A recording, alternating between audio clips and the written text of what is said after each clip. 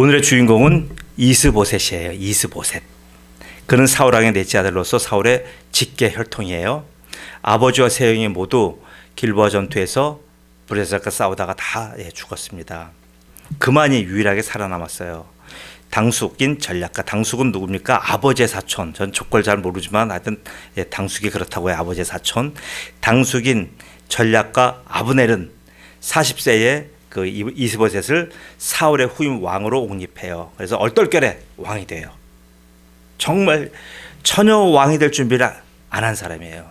누구처럼. 그래서 2년 6개월을 그는 통치합니다. 그는 엄격결에 왕이 된 거예요. 곧 자신의 의사와 상관없이 당숙 아브넬에 의하여 왕이 된 겁니다. 왜요? 적통이니까. 이는 그가 왕의 수업을 전혀 받지 못했다는 것을 의미합니다. 그렇기에 그는 나라의 모든 통치를 자기의 당숙인 아브넬에게 다 의존하며 그에게 위임해요. 명목상의 왕은 이스보셋이지만 실질적인 왕권 누가 가지고 있어요? 아브넬이 갖고 있어요. 나라의 실권을 잡은 아브넬은 마하나임 정부에서 그 열지파와 함께 그의 위상은 하늘을 찌를 듯합니다. 그 위세가 이스보셋을 뛰어넘어 가히 사울 왕에 해당되는 정도의 그런 아주 강력한 왕권을 휘둘렀어요. 그 증거가 뭡니까? 바로 사울 왕의 첩인, 사울 왕은 첩이 많잖아요. 사울 왕의 많은 첩 중에 하나인 리스바라고 하는 여인이 있어요. 그 리스바를 자기의 여인으로 취했어요. 이건 뭡니까? 나는 왕이다라는 의미잖아요. 왕도 어떤 왕이에요? 사울과 나는 동급의 그런 왕이다라는 의미예요. 이 폐악질을 누가 봤어요? 이스보셋이라고 하는 사울의 네 번째 아들, 현재 왕이 이걸 보고 나서 여지껏 참았지만 이건 도저히 참을 수가 없는 거잖아요. 그래서 아브넬을 불러서 당숙이고 이 나라의 건국의 아버지만 그를 불러서 질책하는 거예요. 그런데 그 장면에서 아브넬이 심각한 분노를 느껴요. 아니, 자기가 이 헛개비를 데려다가 왕을 시켜놨는데 이 헛개비가 지금 나더러 지금 뭐라 그러는 거야? 지금 나한테 내 죄악을 지적하는 거야? 여기서 갑자기 아브넬이 확 맛이 가버린 거예요. 분노합니다. 자신이 현재까지 모든 것을 다 만들었고 그 현재 지켜주고 있는데 그 고마움도 모르고 자신을 공격한 것에 아브넬이 완전히 미쳐버린 거예요. 그 내용을 제가 잠깐 읽어드릴게요. 그 우리 오늘 읽은 본문 말씀 앞장에 있어요. 아브넬이 이스보셋의 말을 매우 분하게 여겨 이르되 우리는 그래 죄악을 지적당하면 다 분한 거예요. 그 곽선희 목사님이 아주 유명한 명언이 하나 있어요. 부부지간에 있어서 대부분 잔소리는 누가 합니까? 대부분 잔소리는 여인들이 하잖아요. 그런데 우리는 남자들은 부인의 잔소리를 세상에서 제일 듣기 싫은 소리로 여겨요. 근데 곽선희 목사님이 뭐라 하셨냐면요. 참 그 말씀에 감동받았어요. 모든 잔소리는 다 옳은 소리다. 모든 부인의 잔소리는 옳은 말이래요. 제가 그 감동받고 나서 제가 이렇게 변해갑니다. 자, 그래서 이런 말을 들었을 때요. 분하게 여기지 말아요. 분하게 여겨 이럴 때 내가 유다의 개머리냐. 아브넬이 자기의 잘못을 지적하는 이스보셋에게 그랬어요. 내가 유다의 개머리냐? 우리말로 하면 우리 머리라고 개 새끼라고 얘기하잖아요. 그런 말이에요. 내가 오늘 당신의 아버지 사울의 집과 그의 형제와 그의 친구에게 은혜를 베풀어 당신을 다윗의 손에 내주지 아니하였거든. 당신이 오늘 이 여인에게 관한 허물을 내게 돌리는도다. 이런 하찮은 얘기 갖고 나한테 지금 얘기할 거냐? 이 얘기예요.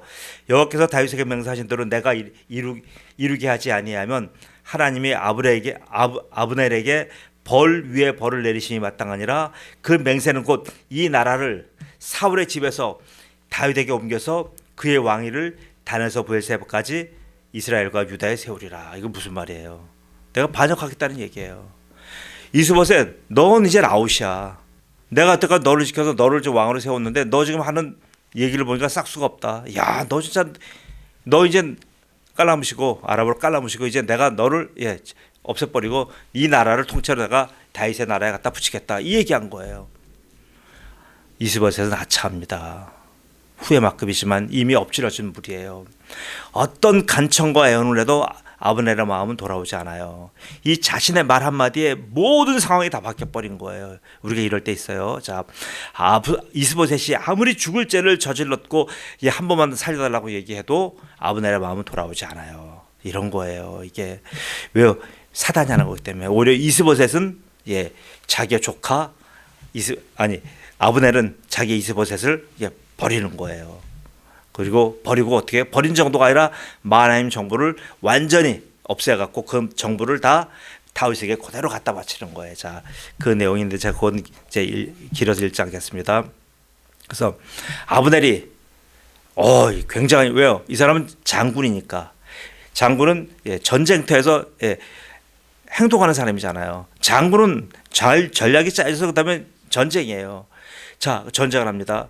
전쟁을 하던 이 장군은 바로 자기의 말대로 행동에 옮겨요. 그 말이 떨어진 건 무섭게 바로 헤브론으로 가서 다윗 왕을 만나요.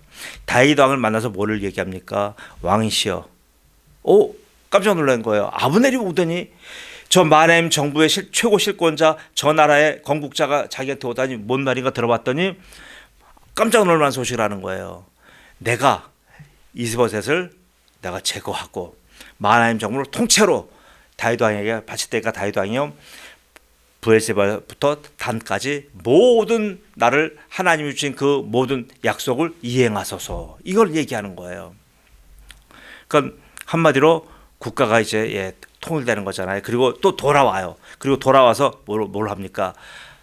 참 대단해요, 아버님. 돌아와서요 다시 그 베냐민 지파의 장군들과 그리고 모든 이스라엘의 지파의 모든 유력자 장로들 다 모아가지고 얘기해요.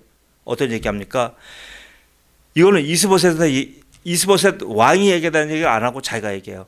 내가 지금 유다에 가서 다윗 왕을 만났다. 헤브론 가서 다윗 왕과 내가 이런 약조를 했다. 그래서 이 나라는 이제 없어진다. 너희들은 더 이상 저 죽은 허수아비 이스보셋을 섬기지 말고 이제는 바로 뭘 하자?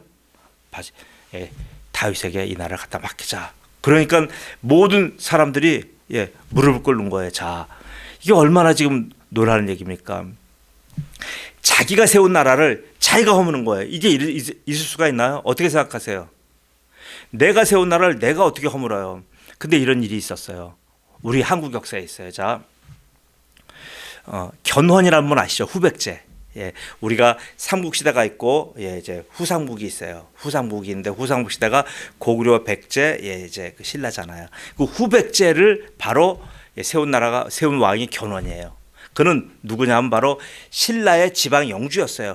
지방 영주였는데 견훤이라는 사람이 워낙 아주 이 대단한 용맹과 지략을 가진 분이니까 사람들이 몰리잖아요. 도량도 크고. 그래서 여기서 자기가 반란을 일으켜서 완산주를 기점으로 해서 하나의 나라를 건설합니다. 그 나라가 후백제예요. 이 나라가 얼마나 막강한지요. 신라가 꼼짝을 못해요. 그리고 태봉국, 저 고려도 궁예도 절절매요. 그러니까 궁예가 워낙 혼쭐을 하니까 견훤이 떴다 하면 궁예가 안 와요. 누굴 보냅니까? 왕건을 보내는 거야. 왕건이 네가 나가서 골치 아픈 놈이나 저놈 나 싫어. 그러니까 왕건이 나와서 늘 항상 싸우는 거예요. 왕건과 견훤이 싸우면 서로 이격지고 해요. 그러면서 비록 적장이지만 워낙 출중한 장수들끼리 전우야가 싹통해 비록 적이지만 그래서 서로 밀고 당기고 이런 과정을 겪었어요. 그런데 그런 와중에서 어느 한날 이제 견훤이 나이가 69세가 됐어요. 그 당시 60세는 굉장히 장수하신 거잖아요. 하고 이제 나라를 이제 자기 자식들한테 물려줘야 돼. 아들이 많아요. 부인이 많으니까 많은데 그중에서 보니까 제일 용맹하고 제일 지략이 뛰어나고 제일 차기 왕으로 세워줄 사람이 누구냐면 넷째 아들이에요. 이스보셋까지 넷째 아들 금광이라는 친구한테 나라를 주려고 하니까 첫째, 둘째, 셋째 아들이 다 반란을 일으켜요. 그러니까 아들 셋이 다 반란을 일으켜갖고 반란을 일으키도 어느 정도 하냐면 아버지 반대합니다 정도가 아니고요. 군사들을 동원해서 아버지 견훤을 잡아버렸어요. 아버지 견훤을 잡아가지고요. 김제 금산사에다 갖다 잡아가둔 거예요. 근데 워낙 지혜가 출중하니까 자기의 장수들을 다 포섭을 해서 탈출해요. 견훤이 봄에 탈출해갖고 어디로 갑니까? 이를 악물고 고려로 넘어가요. 적군으로 넘어가서 왕건을 만나갖고 왕건에게 자초정을 얘기합니다. 내가 이렇게 억울한 일을 당했다. 왕건과 견훤은요 10살 정도 차이예요. 견훤이 더 많아요. 야, 내가 이렇게 왕이요, 내가 이렇게 왕장군이요, 내가 고통을 겪고 있습니다. 내가 절대 저 신검, 자기 장남에 내 이놈을 절대로 용서하지 못하겠습니다.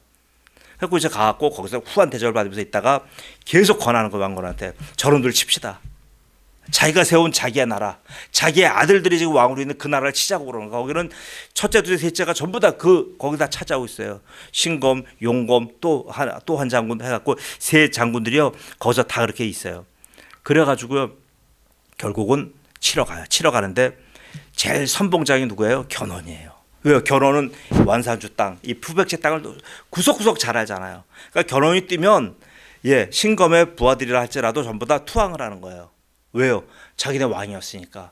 그러니까 가는 곳곳마다 이겨요. 결국 이겨서 완전히 신검을 전부 다 이제 배신자 신검을 제거합니다. 제거하고 그 아들 신검, 양검, 용검 세 아들을 전부 다 사로잡아요. 그리고는 사로잡고 나서 어떻게 해요?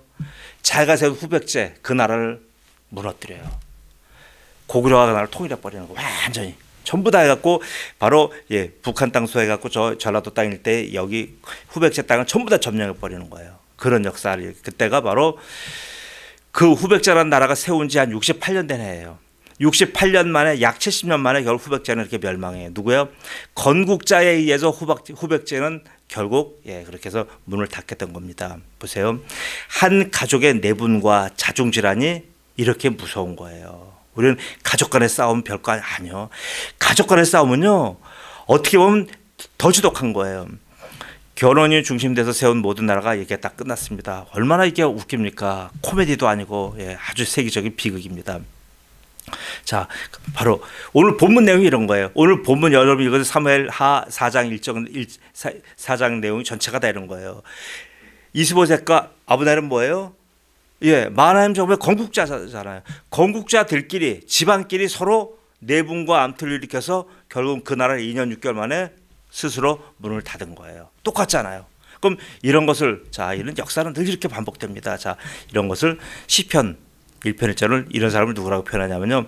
악인들의 꾀, 죄인들의 길, 오만한 자의 자리라고 그렇게 표현하는 거예요. 그럼 이들은 어떻게 돼요?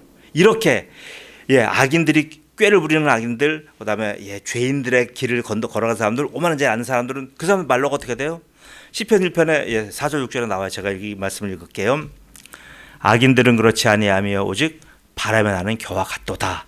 그러므로 악인들은 심판을 견디지 못하며 죄인들이 의인의 회중에 들지 못하리로다.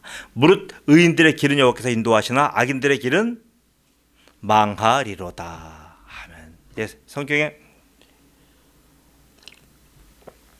이렇게 예언된 겁니다. 보세요. 성경에 예언된 건요 하나도 남김없이 다 이루어져요. 견훤의 왕국은 그래도 약 70년 정도는 유지가 됐지만 지금 이스보셋과 아브넬의 왕국은 2년 6개월 만에 문 닫은 거야. 이게 뭐예요 도대체요. 아브넬은 어떻게 죽어요? 다윗의 부하인 군대 장관 요압에 의해서 살해당하고요. 이스보셋은 자기의 부하들에 의해서 또 살해당해요. 어쩌면 이렇게 인생 말로가 비참한지 모르겠습니다. 인생의 영화가 어쩌면 이렇게나 짧고 이렇게 허망하게 끝나는지 모르겠습니다. 아브넬과 이스보셋이 서로 머리를 맞대고 한 나라를 건국할 때 자기들이 이렇게 나라가 짧게 끝날 것 그렇게 예상을 했겠습니까? 아니면 이렇게 작은 일로 서로 자기들이 다툴 때 자기들이 다투는 걸로 인해서 결국 내분으로 인하여 나라가 문을 닫을 거라는 생각 해봤겠어요? 아니요, 생각도 못해요. 그런데 정말 그런 일이 일어난 거잖아요.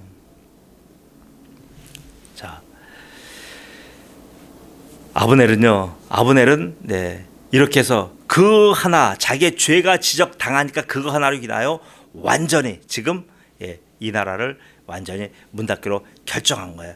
결정했는데 보세요. 결정해갖고 지가 먼저 움직여요. 먼저 움직입니다. 움직여갖고 아까 얘기했잖아요. 갔어요.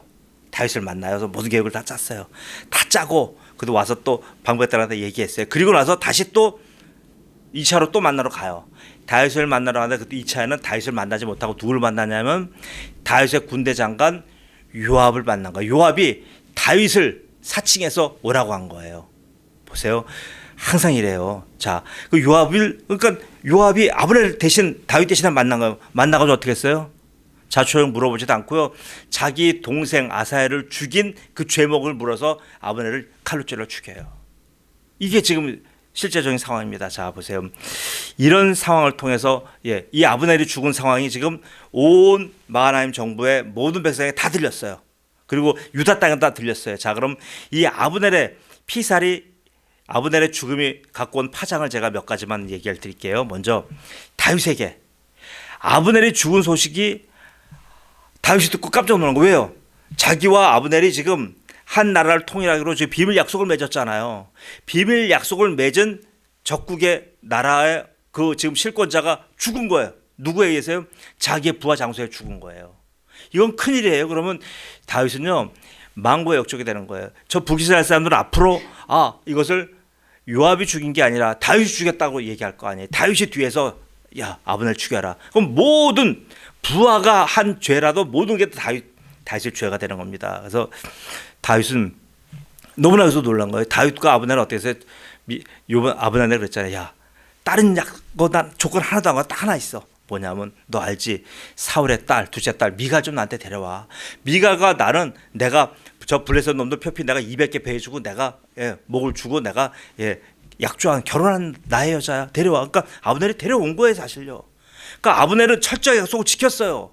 근데 다윗이 약속을 지키지 않은 거잖아요. 다윗 부하에서 죽었으니까요. 그러니까 다윗이 여기서 난리가 난 거예요. 다윗은 졸지에 갑자기 사악한 왕이 됐어요. 자, 다윗의 지금 입장이라고. 두 번째 요압의 입장이에요. 요압은 어떻게 돼요? 요압은 이 사건에서 너무나 충격을 받은 다윗이 이를 악물어요. 다윗이 이를 뿌두둑 갈아요. 지금 보세요. 자기의 부하 장관 요압을 죽이고 싶은 거예요. 죽이고 싶은데 다윗은 그럴 수가 없잖아요. 하나님의 사람을 기름 부음 받은 사람이니까 자기가 자기의 부하를 직접 죽일 수가 없잖아요. 그러니까 너무나 다윗이 평생 동안 자기가 왕위에 있으면서 제일 고민한 문제 중에 하나가 바로 이 요압의 처리 문제예요. 내가 저놈을 어휘할꼬, 저놈을 죽이자니 내가 하나님의 법 득죄하는 것이 되고, 이걸 그냥 놔두자니 저 요압의 세력이 너무나 크고, 그리고 하나님 앞에 지은 죄가 너무나 크고, 그래서 결국은 나중에 다윗이요 죽을 때 아들 솔로몬에게 유언해요. 솔로몬에게 유언하면서 뭐라고 얘기하냐면, 솔로몬아, 다른 거 말대로 저놈은 꼭 처리해다오. 저놈만은 죽여다오. 그 얘기한 거예요.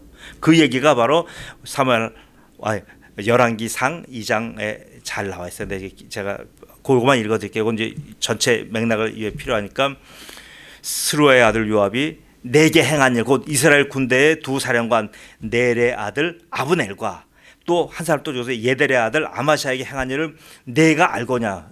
솔로몬에게 네가 안다 이거예요. 그가 그들을 죽여 태평시대의 전쟁의 피를 흘리고, 전쟁의 피를 자기와 허리에 찬 띵띠와 발에 신은 신에 묻혔으니 내 지혜대로 행하여 그의 백골이 평안히 수월에 내려가지 못하게 하라. 이 정도로요 다윗이 이를 아주 요압을 아주 그렇게 증오했던 거예요. 그 범죄에 대해서요. 자, 그리고 아브넬이 죽은 것에 이제 처음에 다윗이 한 반응, 그다음에 이제 여기 요압에 대한 반응 봤어요. 세 번째로는요, 이스보셋에 있는 그 모든 이스보셋에 취했던 그 마하나임 정부에 있는 백성들이 들은 충격이에요. 자, 보세요. 충격은 아브넬이 피살된 사실이 이제 마하나임 땅에 전부 다 들렸어요. 그 소식이 들리자 이스보셋 왕과 그 땅의 백성들은 전부 다 하늘이 무너지는 듯한 충격을 받은 거예요. 왜요? 자기들 건국의 아버지, 나라를 지켜왔던 지금 최고의 이순신 장군 같은 분이 죽었으니까 그 나라는 지금 어떻게 돼요? 지금 백척 간두잖아요. 사무엘하 4장절에 어떻게 나오냐면요, 사울의 아들 이스보셋은 아브넬이 헤브론에 죽었다 함을 듣고 손에 맥이 풀렸고 온 이스라엘이 놀라니라. 이스라엘이 완전히 지금 멘붕에 빠진 거예요. 공황 상태가 된 거예요. 곧 마하나임 정부를 세우고 이끌었던 건국의 아버지가 적진에 화친을 하러 갔다가 거기서 피살된 겁니다. 자, 네 번째입니다. 네 번째는 이스보셋 왕과 아브넬에게 원한이 있었던 그런 사람들이 있어요. 원한이 있던 사람들이 이 아브넬의 피살 소식을 듣고 어땠어요? 그들은 너무나 기뻤던 거예요. 야, 드디어 아브넬이 죽었다. 드디어 우리가 당한 모든 분노를 표하겠다. 바로 그 사람들이 누구냐면 같은 베냐민 족속은 그 중에서 바로 이스보셋도 그렇고 사울왕도 다 베냐민 족속 사람들이에요. 이게 아브넬도 그렇고 그 베냐민 족속 안에서 한 가문이 있었어요. 그 가문 부에롯 가문이에요. 그 가문이 무슨 연고인지 몰라도요, 거기서 그 땅에서 살지 못하고 쫓겨났어요. 쫓겨나가서 어디 가서 살았냐면 그 인근에 깃다임이라는 동네 가서 거기서 살았어요. 살면서 굉장히 많은 무시를 당하고 천대를 받고 거기서 고생했어요. 근데 그 중에 어떤 사람이 있었냐면 바로 오늘 여기 나온 바로 그 이 레갑과 또 이 레갑과 또 그 한 사람 바하나와 레갑 두 사람이 있었어요. 이 사람 둘이 림몬의 아들들인데 이 사람들이 굉장히 분노를 갖고 있었어요. 분노를 갖고 있다가 그 분노를 왜요? 자기 가문이 너무나 아주 이 고통을 당했어요. 그래서 분노를 어디다 푸냐면요. 그 분노를 가지고 이스보셋 왕을 죽이기로 결심한 거예요. 그 이스보셋 왕은요. 유다에서 죽임당한 것도 아니고 블레셋에서 죽임당한 것도 아니에요. 자기의 부하 장군들에서 죽임당한 거예요. 이게 뭐예요? 역사는 이런 거예요. 가장 측근들에서 죽임당하는 거예요. 박정희 대통령이 그렇게 됐잖아요. 자, 이런 지금 레갑과 이 바로 바하나 같은 이런 장군들요. 평상시에 이런 불만 세력은 평상시에 표가 나지 않잖아요. 몰라요. 주류 세력에 눌려서 저들은 어떤 반역적인 언사와 행동하지 않아요. 평상시 몰라요. 그러나 지배 세력이 약화되면요. 저들은 분명히 움직여요. 베냐민 지파의 브에롯 사람들이 사울에 의해서 많은 서름을 받고 깃다임으로 도피해서 고생했고 하여튼 그런 모든 그런 기록을 저들이 가지고 있어요. 원한을 지금 계속 품고 있단 말이에요. 그 원한을 바로 아브넬이 죽자마자 이들이 행동에 옮겨요. 어떻게 합니까? 어떻게 행동을 옮깁니까? 바로 아까 말한 대로 이스보셋을 죽이기를 결정해요. 자, 그래서 그들은 그 위급한 시국에 자, 이제 이 왕을 어떻게 죽일 건가? 이들은 계속 왕에 대해서 탐문하잖아요. 근데 보니까 왕은요 어때요? 이스보셋 왕은 지금 얼마나 지금 이 나라가 지금 위험한 나라예요. 아브넬은 건국의 아버지 아브넬은 없어졌고 자기 혼자 남아있고 자기는 지금 어떤 힘도 없고 능력도 없는데 왕은 왕이에요. 그럼 자기가 지금 이 나라를 지금 어떻게 이끌어 나갈 건가 지금 자기가 지금 여기서 지혜자를 찾든가 하나님께 무릎 꿇든가 자기가 지금 연구를 해야 되잖아요. 근데 지금 여기서 이스보셋이 한 일은 뭡니까? 이스보셋이 한 일은요 친절하게 여기 나와요. 낮잠 자는 일이에요. 참 답답하고 한심한 거예요. 이 위급한 시국에 그는요 깊이 잠자고 있어요. 얼마나 깊은 잠을 자고 있는지요. 바로 지금 자기 대적자 두 명이 자기를 암살자 두 명이 죽이러 오는데도 그것도 모르고 자고 있고. 그래서 이 사람들이 와서 잠자는 거 확인하고 이제 자기들이 또 완전히 몸을 꿈꾸려고 또 막 칼을 준비하고 가진 또 준비해서 또 와서 보니까 또 여전히 자고 있어요. 이게 뭡니까? 자, 이건 너무나 한심해서 그 말씀을 읽어드릴게요. 본문 5절에 볕이 쬐을 때 즈음에 이스보셋의 집에 이르니 암살자들이 이른 거예요. 지금 아까 바하나와 지금 또 누구예요? 바하나와 레갑 두 명이 이렇게 자기를 죽이러 오는데도 잠자고 있어요. 마침 그가 침상에서 낮잠을 자는도다. 낮잠을 그럼 왔으면 누가 와서 인기척 있으면 깨는 게 당연한 거 아니에요. 근데 이 사람이 낮잠을 잤다는 거 뭡니까? 이거는 바로 영적인 의미가 어떤 거 같냐면요. 이는 완전히 자포자기했다 이 얘기예요. 그런데 그리고 나서 7절에 또 어떻게 나오냐면 그들이 집에 다시 들어가니 이스보셋이 침실에서 침상 위에 누워 있는지라. 아니 무슨 이게 잠잔 거예요? 혼절한 거예요? 이건 완전히 기절한 거예요, 이거요. 지금 낮잠을 누가 이렇게 깊이 잡니까? 완전히. 그러니까 이미 모든 걸 자포자기한 거예요. 자, 사랑하는 은혜의 성도 여러분, 지금 여러분의 영적 상태는 어떻습니까?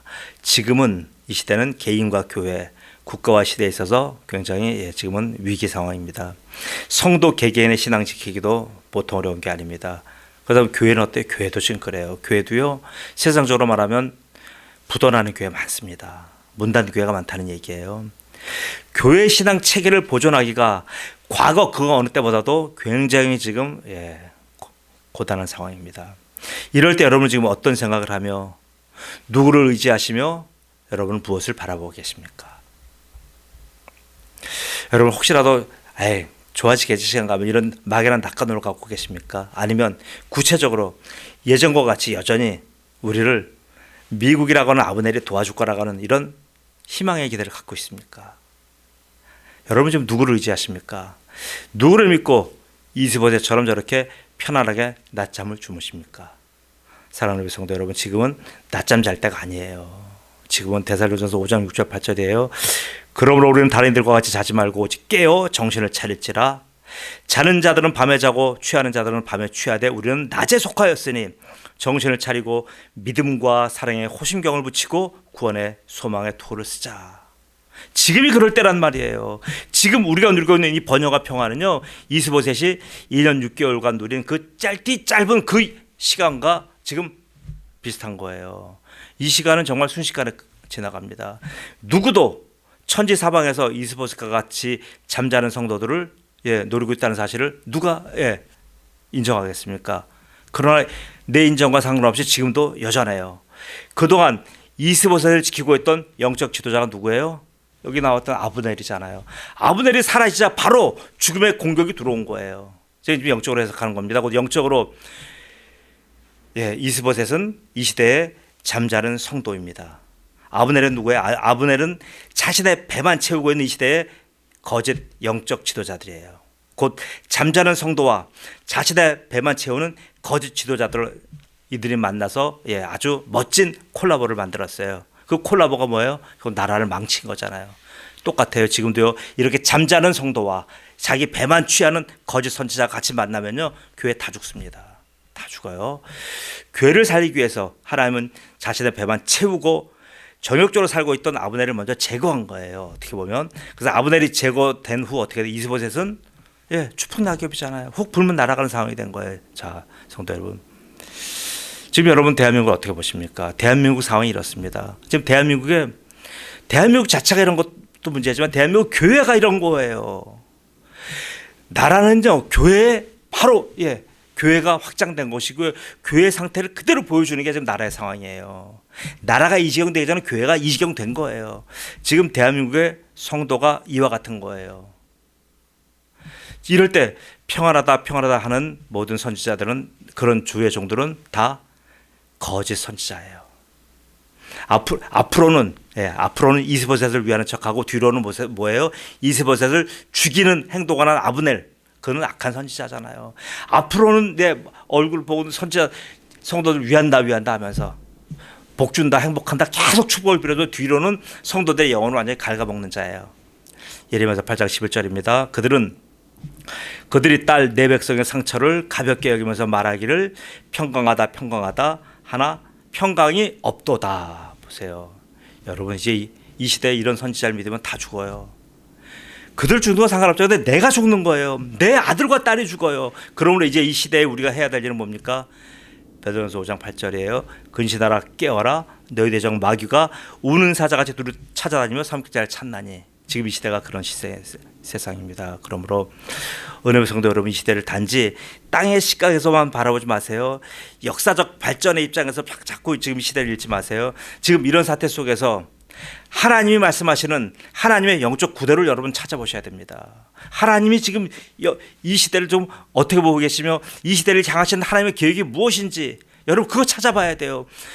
영적 이 시대는 어떤 시대이며 이 시대가 어떻게 갈 것이며 앞으로 이 세대는 무엇을 추구하는지 그것에 대한 답을 찾으세요. 어디서요? 유튜브나 신문에서 아무리 봐도 없어요. 성경에서 답을 찾으셔야 돼요.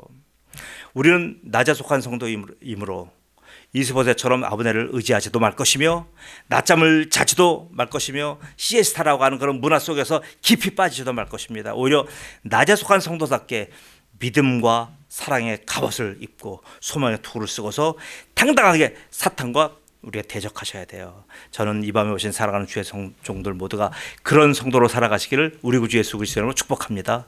아멘.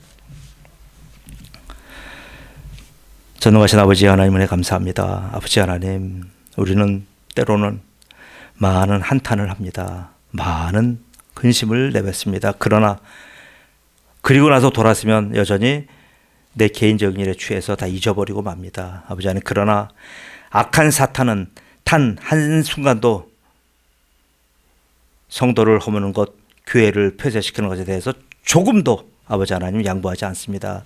사탄의 세력은 단 한 번도 흐트러진 적이 없으며 저들은 교회와 성도를 무너뜨리기 위해서 단 한순간도 저들은 자기들 긴장을 푼 적이 없습니다. 그런데 아버지 하나님 왜 우리는 이렇게 긴장을 풀어놓으며 이렇게 지금 오늘 이스보셋처럼 깊은 잠에 빠져서 세상 분간하지 못하다가 결국 아버지 하나님 자기의 부하들에서 칼에 찔려 죽는지 모르겠습니다. 아버지 하나님 지금 바로 이렇게 아브넬이라고 하는 거짓 선지자도 자기의 배만 위하는 거짓 선지자도 칼에 찔려 죽임을 당하고 이스보셋 같이 지금 잠자는 성도도 칼에 찔려 죽임 당하는 이런 험난한 세상이 되고 말았사오니 아버지 하나님 지금 우리 은혜교회 성도들은 이 밤에 오신 주 예수 종들은 하나님 껴있게 하시옵소서. 이 시대를 분별하게 하시옵소서. 이 시대를 향하신 하나님의 소리를 듣게 하시옵소서. 그래서 아버지 하나님 어떠한 일이 생긴다 할지라도 우리 때문에 하나님께서 심판을 연기시키시며 이 성에 나의 백성 의로운 나의 백성 때문에 내가 심판을 연기시키는 그런 위대한 축복이 우리 은혜의 성도를 통해 일어나도록 도와주옵소서. 그래서 우리가 아버지 이런 여러 가지 상황을 보더라도 실망하지 않게 하옵소서.